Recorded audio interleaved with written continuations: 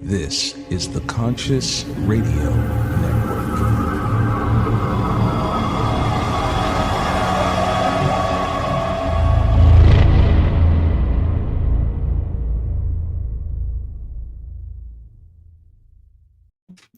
Welcome, everybody, to Conscious Radio Network's True Ghost Stories, a special presentation for this month of October until we get to Halloween. Joining us tonight, a special guest. You may all know him, them, we don't know. But I would like to introduce Mardigan and Taylor. Is that tip of my tongue? From House of Dolls, Midnight Horror Show. You've probably seen a lot of these videos in our broadcasts last year. But we decided to bring them on this year to share a little backstory and a little bit of interesting caveats and stuff about the House of Dolls. What is it? What's it all about? And yeah, let's dive right into it. Sounds good. So, who knows where this is going to go? Yeah. So give us a little backstory on the creation of the House of Dolls. All right. Well, so I'm a big fan of Svengoolie. Some people might be familiar with Svengoolie. He's a horror show host that's on MeTV every Saturday night. And there was one night that he was playing the Vincent Price House of Wax. Oh, yeah. And I'm watching the show, and it's one of my favorite movies. Of course, I love all Vincent Price movies. And I'm watching this, and I'm thinking, he's got all these wax figures. I have a bunch of dolls. I might be able to mix these two. I'm like, what would a horror show host be like that had a bunch of statues that came to life? And then House of Dolls Midnight Horror Show was born. That's all it is right there, Yeah. And then it just, one idea after another just came snowballing. So Yeah. And that's an awesome background, by the way. Oh, thanks. We are in Queen Hathor's tomb, actually. So Master Dali has created various rooms for each one of his creations, right? And make them feel at home as much as possible. So this is Queen Hathor behind us here. We also have behind me, this is Princess Otoyo, and she's got her own little area. And then we have Lydia, the werewolf doll, who was introduced a couple months ago in one of the episodes. So, So Nice. Just a few of the dolls from the show. Yeah. Now each of these dolls has their own story, has their own backstory to it, how they came into existence, and their own special, I would say, not a lack of a better word, powers. Can you explain a little bit of those powers or those gifts, so to speak? Yeah. So with Master Dali, he always looks at what he can bring to make his work and things better at the Manor. So what he's done is he's created these dolls. He brings them to life with certain attributes that he can call on for them to help. So for example, Celine, who is the witch, right? She's really good at summoning up spells and doing things like that. Charlotte is his main assistant. It's his secretary, so to say, sidekick, co-host throughout the show. And then, some of them are just kind of there just to be there, Queen Hathor. Hathor is actually an Egyptian goddess, and she was the goddess of love and beauty. So she brings that sensuality to the show. Princess Otoyo here. So Princess Otoyo is actually based upon a Japanese myth of the vampire cat story, where the princess was attacked by this vampire cat, and now it took her soul, the vampire cat's soul. Now Princess Otoyo is, a vampire, and she, finds victims and drains their blood. So So everybody's got some sort of little story that goes along with them. Yeah, that's cool. That's really cool. Now, Master Dali, give a little bit of before. Actually, we're gonna play the trailer in a little bit. Introduce Master Dali and what a quick introduction of Master Dali for those who haven't seen him before. They're about to, but Right. Yeah. So Master Dali is a mad scientist, and he was looking for ways, basically the Pygmalion story, right? Looking for ways to bring a statue to life and a doll to life. And he had made all these creations, and came across a method that he found that works to bring these dolls to life. If I understand correctly, you're playing the introduction to the show. yeah, the trailer that I had used last year. Okay, yeah. Right. Yeah, All right. that one. Gotcha. Yeah. That way people So, can see if I'm sure they see it, but this is the first episode of the season, or for the Halloween season. right. So Yeah. they'll see him for the first time if they hadn't seen him last year. Yeah. So Master Dali is the host of the show. And so what he has done is he wants to share his love of horror with the world, as well as the doll's love of horror, and as well as his creations. He wants to share them with everybody. So he invites them to his home to watch these horror movies, and they all have a blast watching horror films and all the antics that happen in between each film. There's always some sort of silly skit, something happening between the dolls and things. And then after when we come back from the trailer, we'll kind of touch in on the story of the trailer and kind of a little bit of a backstory of the trailer. Okay, sounds good. Cool. All right, here we go. Boom, boom. Greetings, doll lovers and horror fans. I am Master Dali, the Doll Master, inviting you to my house of dolls, where the dolls come alive and the horror begins.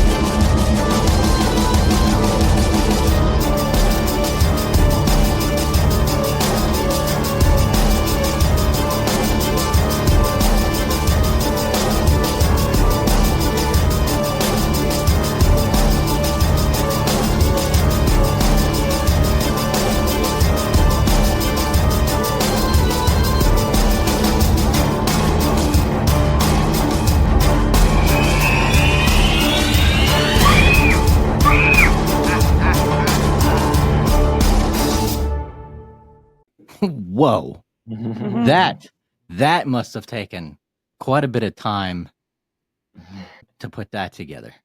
I don't remember, but yes, it did. It did. Yeah. I mean, the actors and then the special effects, and I know what it's like. Yes, all those clips in that trailer are films that were shown in some of the episodes. Yeah. So you have to watch the episode to see what film those were from. Also, too, there's aside from House of Dolls, too, there's some other work. You do other work. You do all the other production work in some indie films and stuff like that. Tell a little bit about some of that as well. Yeah, so I produce, I write, and direct and act as well. Taylor is an actress as well. She's been in a couple films of mine. So it just kind of all goes together. And through that experience, it has allowed me to bring this show to life. If it wasn't for that, I really wouldn't be in this position. I was able to take what I've learned through filmmaking and apply it to this show. So it's been great. Yeah. Who does your makeup? Me. I do everything. I do everything in this show. I do all the camera work, writing, editing. I bring it all together. And Yeah. Taylor is I brought on recently, and we call her the lady of the house. Mhm. And so why don't you explain what your role is? So, you know, I'm kind of right now wanting to jumpstart like really heavy on the social media. So Yeah. like before we even got started on this, like I was already, grabbing pictures, really trying to build up our social media aspect, really gain a really big TikTok following. So that's kind of my place right now. And then some appearances on House of Dolls as well. So just really increasing, followers and just really getting our name out there is my goal and Yeah. job right now. Yeah, social media is very important to Very, any very. business nowadays. It's I've heard especially people are not even getting signed as music artists unless they have like, a social media following. So it's everything right now. So and I'm happy to be a part of it. Yeah, and management of it, you definitely need a crew. I mean, it's yeah. And where Taylor is most helpful is because I'm so busy doing Mhm. everything else. The social media stuff is an afterthought for me, Mhm. So it's like having somebody else that can come in and say, "Hey, I got this." And also bouncing ideas off of each other as well. Like we will send voice notes to each other. Like the other day I just woke up and I was like, wait a minute, Mardigan, I have this, idea for the next episode. So it's always just, it allows him, not at all on his plate, but for me to step in as well and just, kind of be a partner in this for him as well. So we can really have a really good production. Yeah. Yeah. I would assume you guys have, because I saw during was it the last HorrorCon?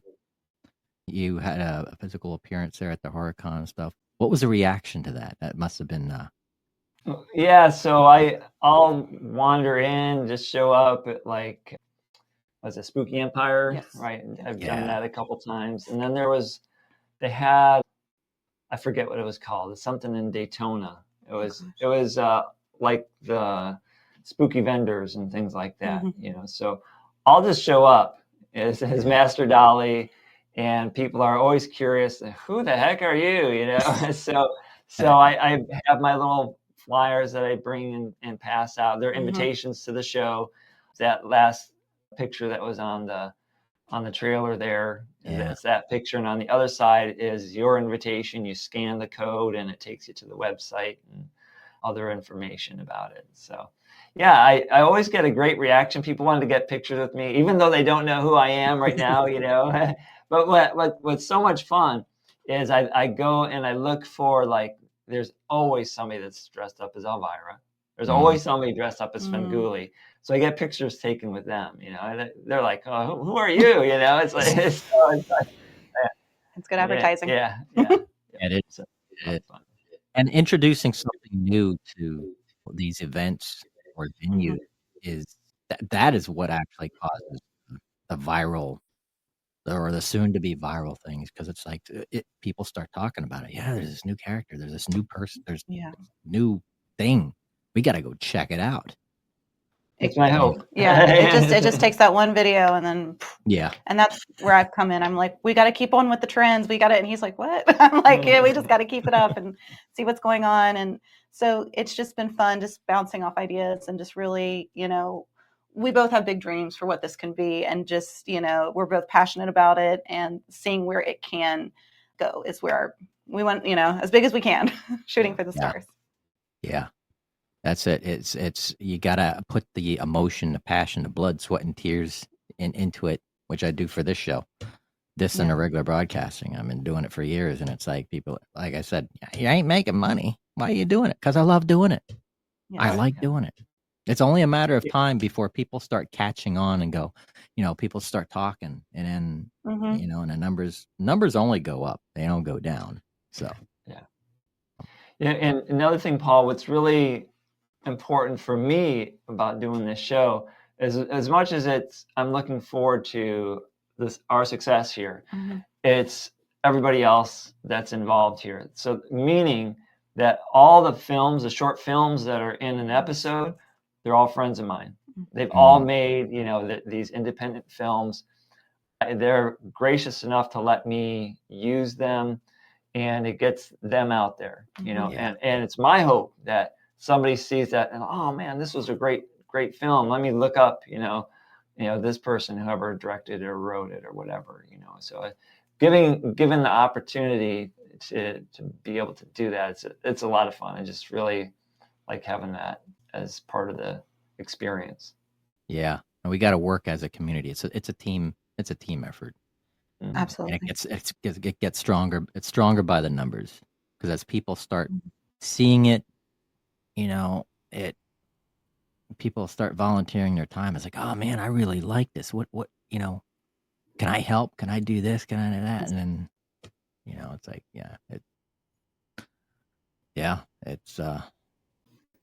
it's and as far as the show in general, the House of Dolls Midnight Horror Show, Mhm. have you ever did, aside from online, just the online presence, have you ever looked into the physical, doing like an actual haunted house type thing, physical walkthrough type thing for people to physically see the Dolly's creations? Well, I would not be opposed to having Universal approach me to have a haunted house, an IP haunted There house you go. at Horror Nights one year.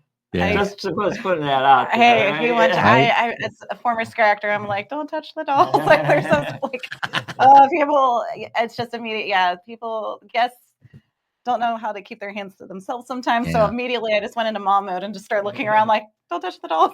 Right? But I just, you're right. Yeah, I do think about that. But, I'm also looking at opportunities, which actually have one coming up.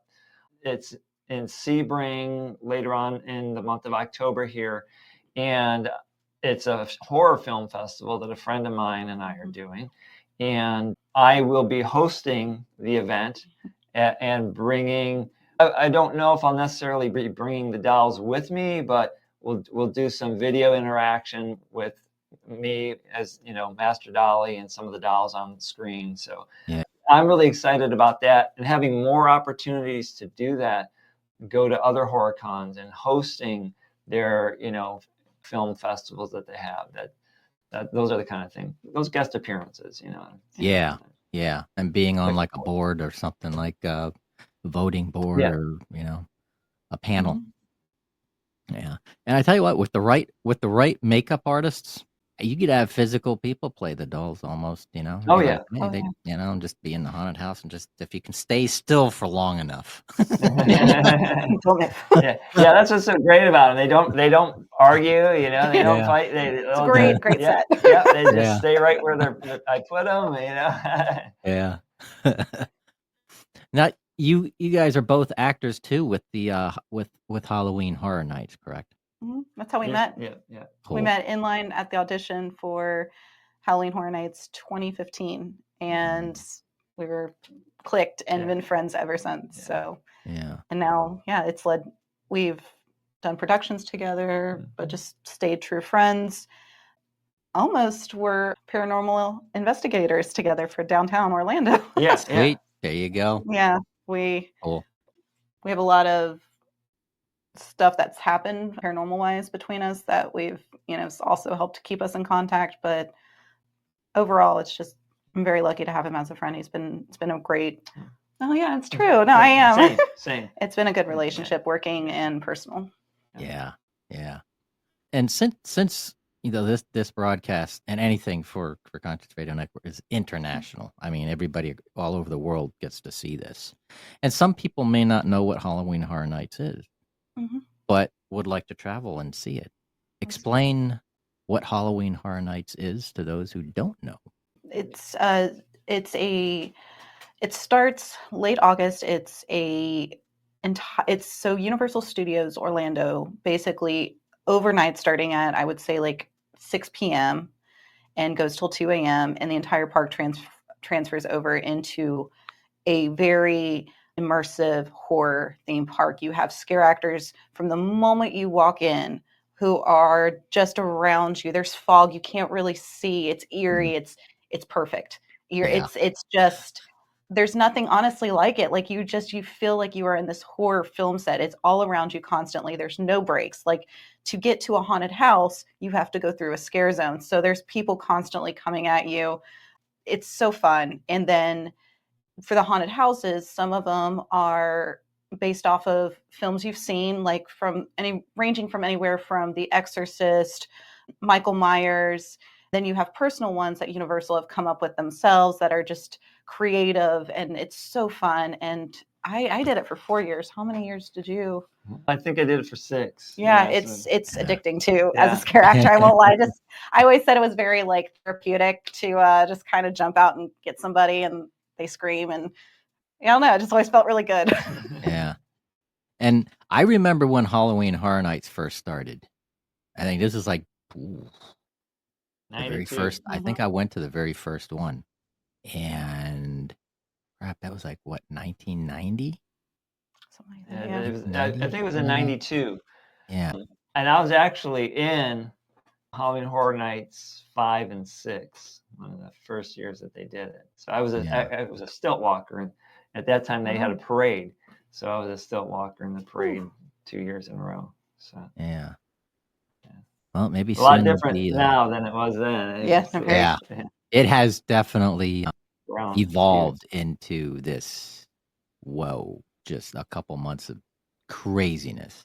And it's awesome. It's awesome. And so, hey, the right people out there and help push to maybe have a House of Dolls attraction during Halloween Horror Nights. Well, that'd be awesome. Yeah. Yeah, we would be grateful. We're here. We would be. Yeah. We will put that out in the universe. Yeah, right? let's It's put that out in there. the universe. Just- House of Dolls yeah. Horror Show at gmail.com. Yeah. Contact Master Dali. Yeah. So let's see, man. There's so much to talk about, but then it's like, what's the next topic? What's the next topic? There's so, yeah. What are some of the things that some upcoming things for House of Dolls that you would like to share? Any upcoming projects, new characters, without giving too much detail away? Yeah, it's just really pumping out episodes, being consistent, as much as possible, doing 1 or 2 a month, just keeping up the pace, really, and looking for opportunities to do, public appearances as well. So whatever, things to keep the show in the public eye is going to be really what's important. And then, through October, also looking for opportunities to just kind of like show up somewhere and as Master Dali. And I know that there's the Spooky Empire that'll be coming up here in like in the middle of October, I believe. And so we'll be there passing out invitations and stuff like that. Yeah. And I'm always looking at, like, I've got several other characters in mind that I want to bring on board. So I got a mermaid character in the works. Have another kind of like a witchy sort of character, got a little bit of a darker vibe, goth girl. Yeah. So yeah. Now how many dolls are there? How many characters do you actually have? And what are Let's see, I've got 7 altogether right now. Yeah. Oh, magic number 7. Ooh. Yeah. Yeah, well, every number is magic at some point, but yeah. Touch a little bit on the specialty of each of the dolls, each of the characters. Well, so if you watch the beginning opening sequence, this is where Master Dali brings Charlotte to life, right? And towards the end of that, you see a doll that he's working on, and that's Jane. Jane is actually Master Dali's first creation, who he kind of like set aside because she wasn't really good enough. And then he came up with the idea of creating Charlotte, which is a lot more realistic. So Jane is in the show. She makes her appearances. Got a little bit of an attitude because she's not finished. So she's a snarky one. And Charlotte, as I said, she's kind of the helper, very naive and always wants to learn. She's fascinated by all sorts of different things.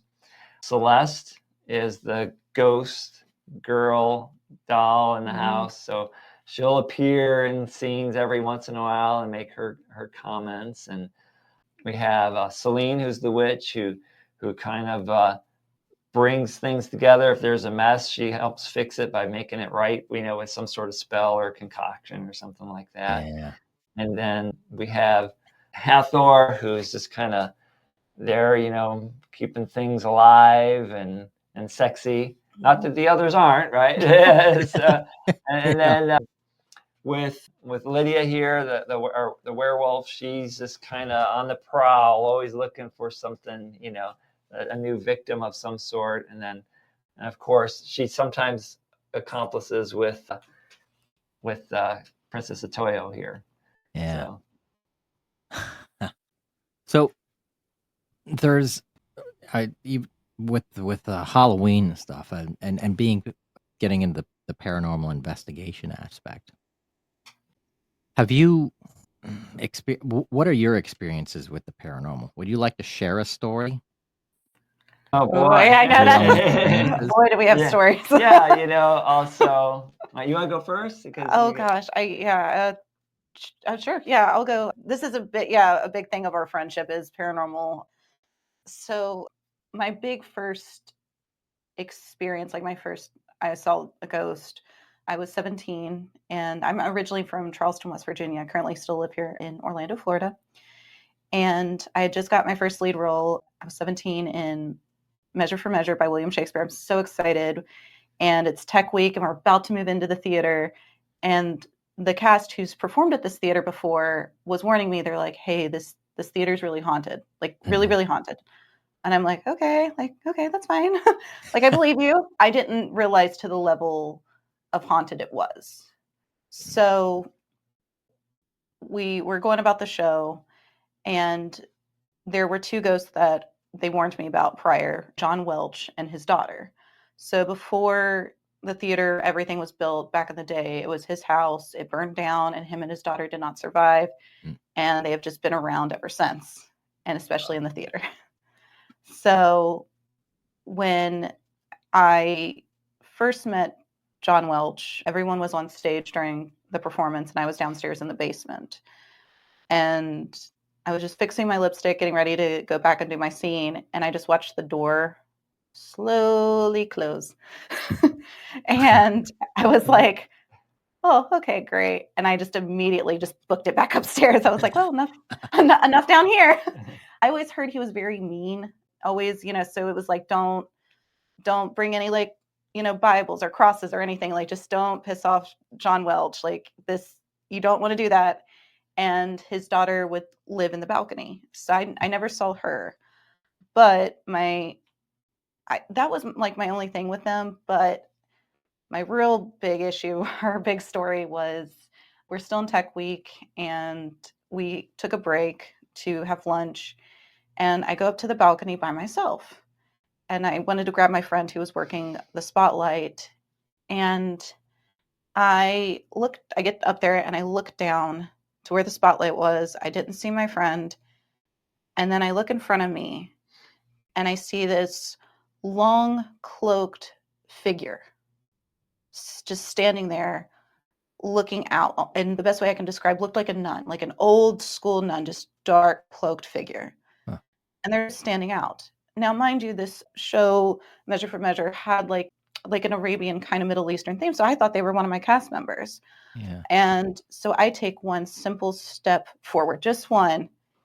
And this cloaked figure just immediately turns to me like that and has glowing white eyes. Whoa. And when I tell you I booked it down 3 flights of stairs, like faster than you, like, I mean, I was just like, nope. And I was like, one of my cast members just happened to like catch me because I was just freaking out, crying. And she's like, caressing me because I'm just like sobbing. And she's just like so calm about it. She's like, it's okay, everyone. It's the ghost. It's the ghost. Like, just so casual. Like, this is just normal. And Wow. and then later that day, after we had finished our show, one of the tech people confirmed that they saw the cloaked figure as well. And then a couple years later, the cast member who caught me sent me an article saying, the article read that a actress had died in the theater and she passed away in her nun costume. Whoa. Yes. All right. So yeah, like chills, Yes. chills on Yeah. So bat bumps. yeah, Bat like bumps. this, that was my big, ooh, that one still gets me to this day. Like, I'm just like, yeah, it's the eyes. It was the white glowing eyes. I can never forget it. But Yeah. there is a moral to this story Mhm. that you have to keep in mind. Never go in an empty theater by yourself. Or the Yeah, balcony. you never know. Or in a theater anywhere by yourself. Yeah, Like, never. Yeah, I learned that the hard way. But come to find out, my mom and my brother, who were very big skeptics, my mom happened to be the stage manager, and she was seeing stuff. She'd be like, I just saw like this flash go across the light. Like, that was different. And then after one of my performances, my brother asked me, he was like, hey, sis, like, who was that little girl sitting up in the balcony? And I was like, and just so like out of, like, just casually, I was just like, that was John Welch's daughter, John. You just saw a ghost. Like, that was, you're not supposed to see her. That's funny. So those, yeah, that's been some of my experiences, along with what's really intensified our friendship is, on a scarier note, I have, during when I played Reagan in The Exorcist, that was my first experience with a haunting. Yeah. It was at HHN. That was, everyone, I always say, like, wants a paranormal experience. They want it. Like, that's kind of, and I'm like, it's all fun and games until you either A, actually get one, or B, worse, get a haunting. And that one really, it was, things were happening that I, to this day, cannot explain, even in daytime. That was, I think, the worst part of it, is when it was happening in daytime, pictures falling off, books falling.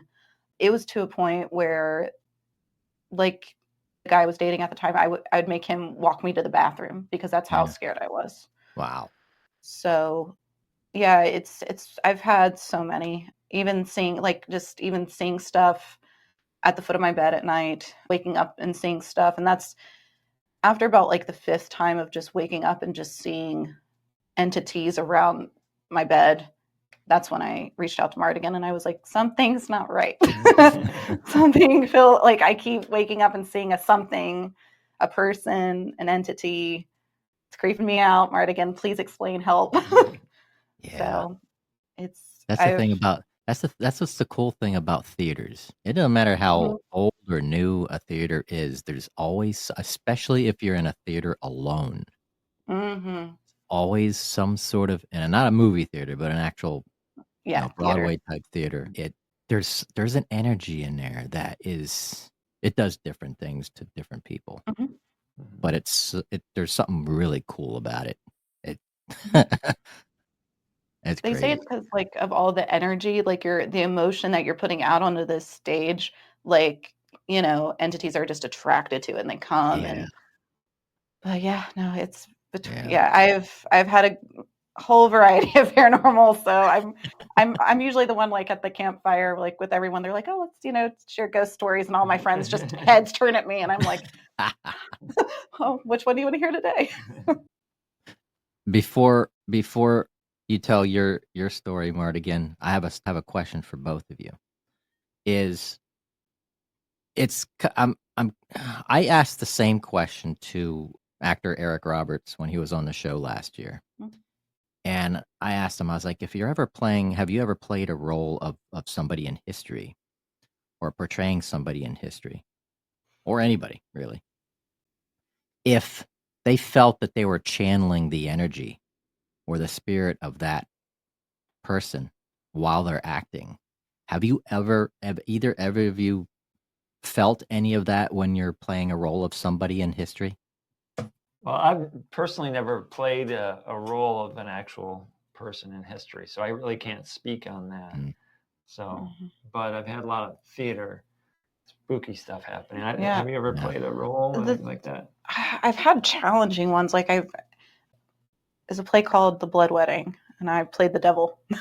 So, and that was one thing I was like stumped on. I was like, how do I get in character for this? Like, Yeah, right. like it was, it's a very abstract play. Like my partner was the moon, and that's the only thing that immediately came to mind. But no, I've played people, but they're still alive. Like I've never had to Yeah. experience that, and I will be honest, I don't think I really want to. Yeah, Like that.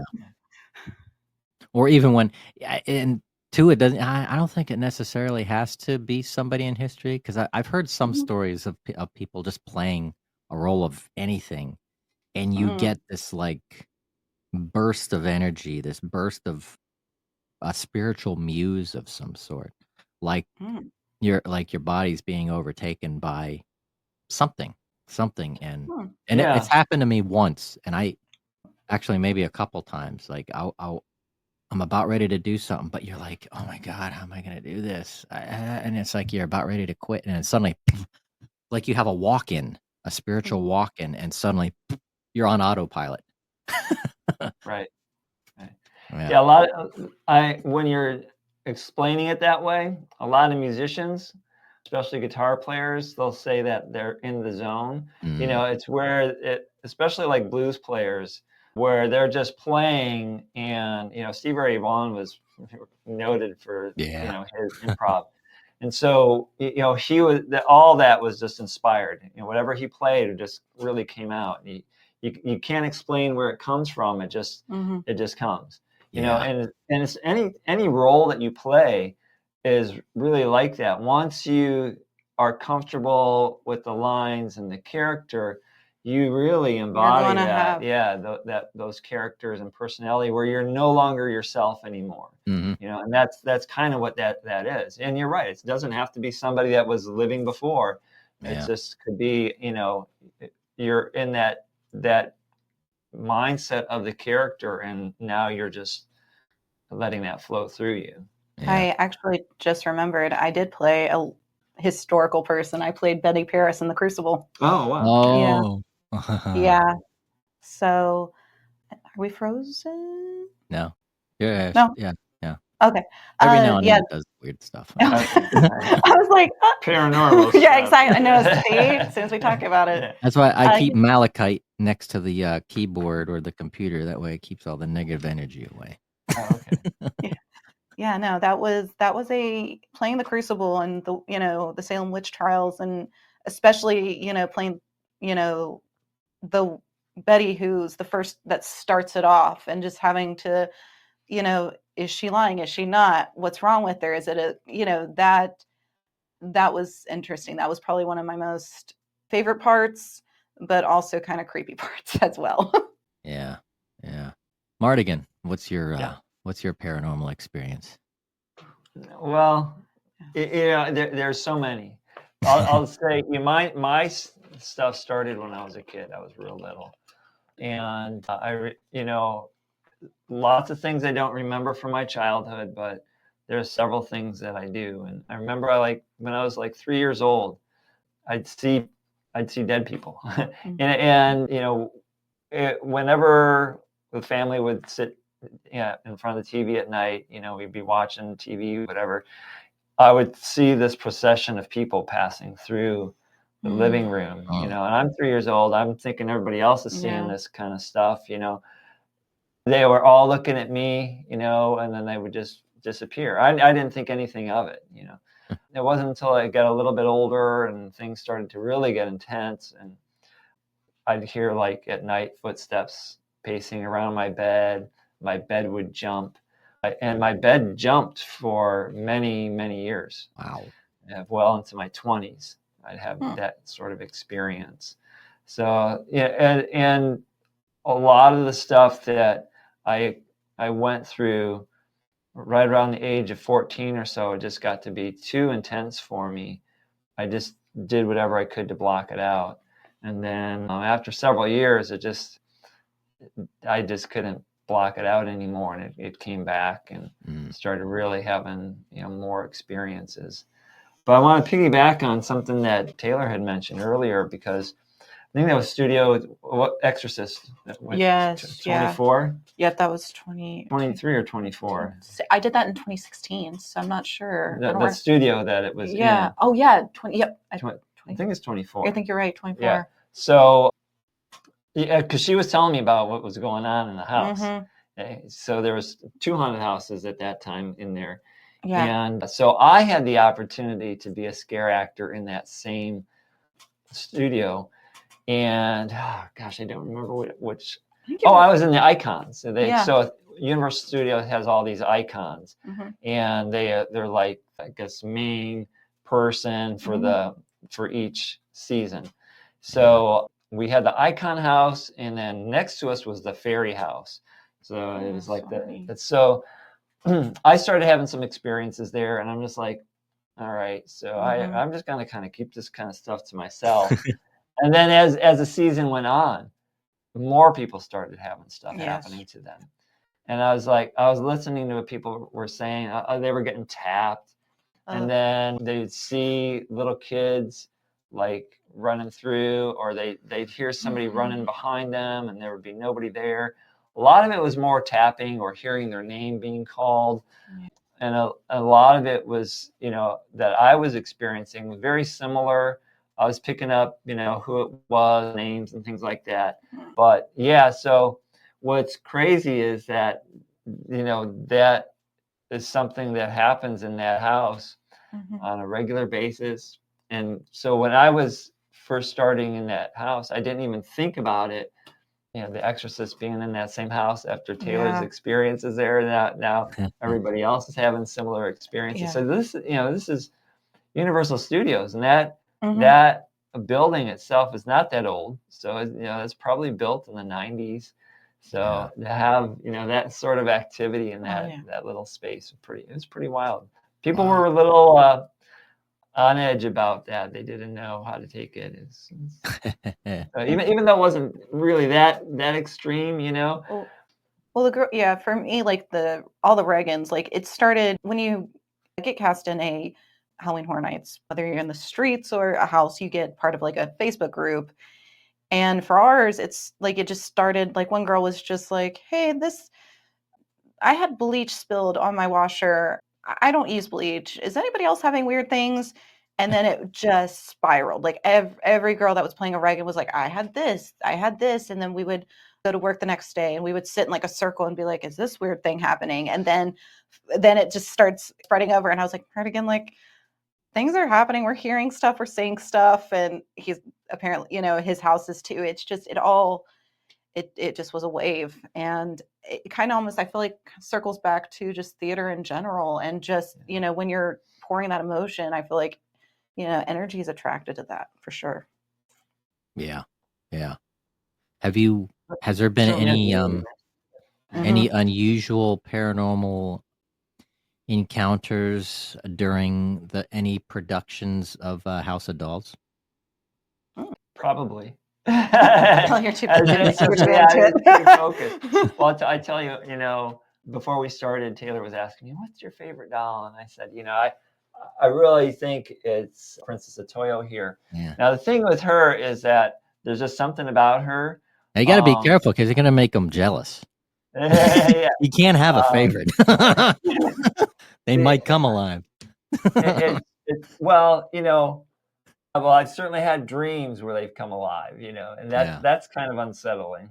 But I don't know. There's just something about her personality, and I put,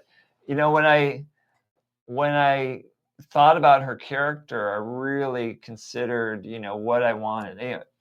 I wanted that to bring in that Japanese mythology and lore, and there really isn't any vampires in Japanese mythology or lore. So this is as close as I got. Is the story of Princess Otoyo, and this is an actual legend.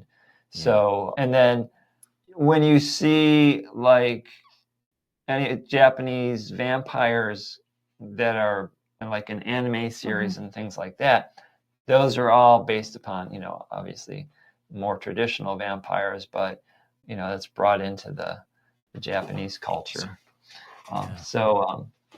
But yeah, it's really about, I'm just waiting. I'm Mhm. sure there's going to be something that happens. Mhm. Yeah. Yeah, with because lack of a better word, it's they call it in some cultures a tulpa, kind of like voodoo dolls, by Mm. adding energy and adding character, adding emotion, adding the energy into inanimate objects or anything really.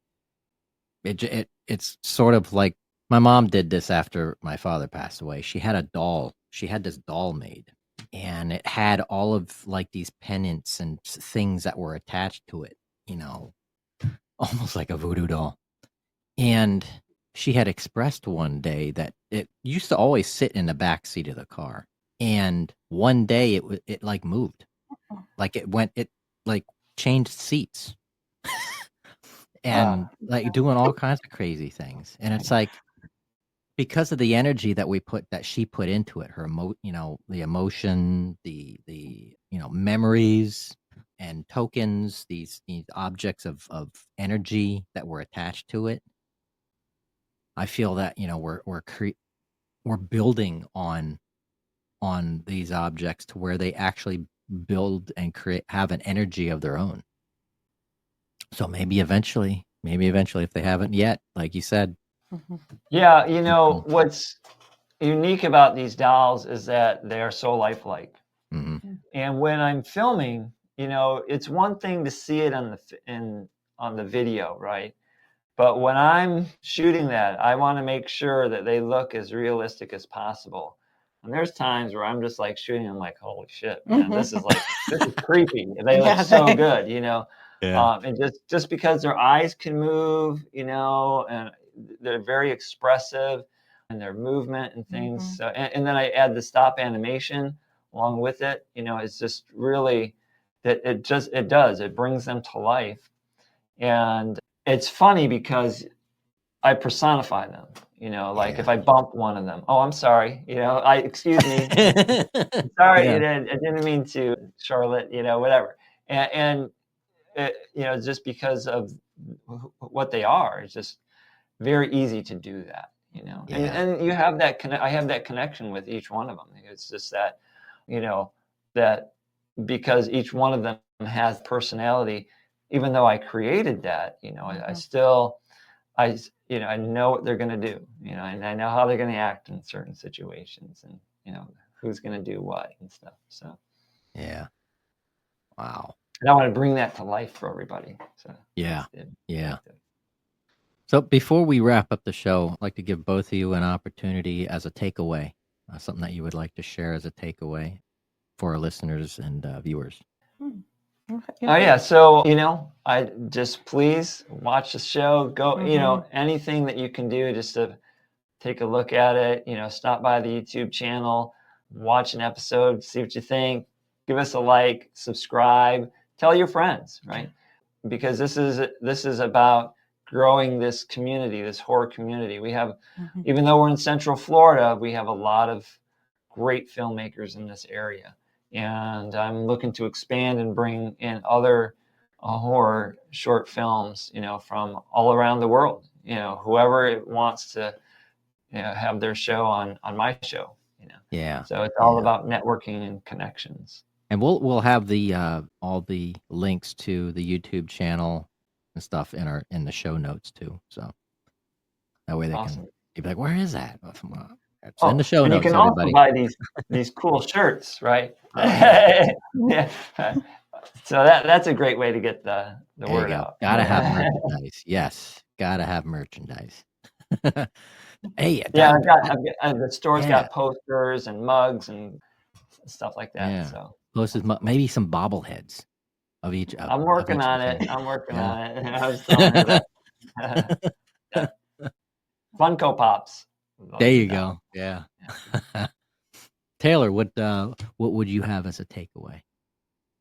Oh, just piggybacking, just likes, follow us on social media, please. That all. And as Mardigan said, tell your friends. This is, it's a passion project, but it's also we really want to build the horror community. It's just such a fun community. It's a spooky community, and we just really want to get our names out there and really grow this platform. So, every like and view is very appreciated. And yeah, we're very thankful. Yeah.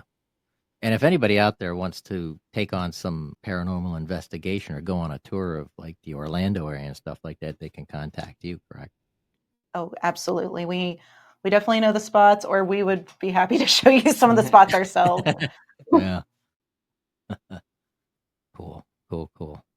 Wow. I'm impressed with everything that your creation, Mardigan. This is awesome. Thank you. It's Thank you so much. and yeah, it I can see the amount of work it's taken and helping you, partnering up not only this year but starting last year and stuff, and especially this year, helping partner up, promoting you, promoting myself, True Ghost Stories, and yeah, it's creating that community and building that community. Mhm. So I'm definitely- glad we have definitely. this opportunity to do that, and I thank you for Yes. helping promote our show. You're It's welcome. been great. You're welcome. Means a lot. Mhm. Thank you, brother. And thank you, Taylor, for the work that you do in helping Mardigan with the social media. It's very important work.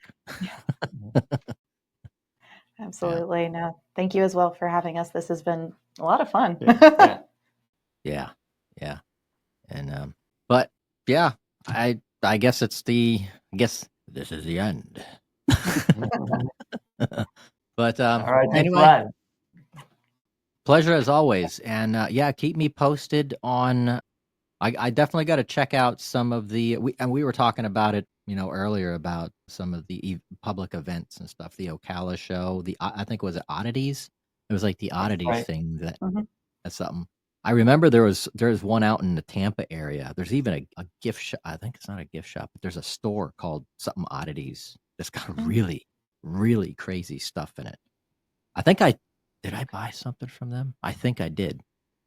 I don't remember. Well, But there's Prometheus Esoterica that's here in Orlando. yeah, okay. And it's like an antique store, but it's like really creepy at first. When like the one out in Tampa actually had a human skull in it. It's like, Wow. what? And just like like a shrunken head, from some tribe in like somewhere weird. It just like weird, cool, weird and cool. Yeah. So, but anywho, well, guys, thank you very much for your time and for being on True Ghost Stories. And you have a wonderful rest of the night, and keep me posted on some upcoming projects, and help get them out there. Will do. And happy Halloween, everyone. Yes, happy Halloween. Thank you, everybody, for watching True Ghost Stories. And until next time, keep it spooky.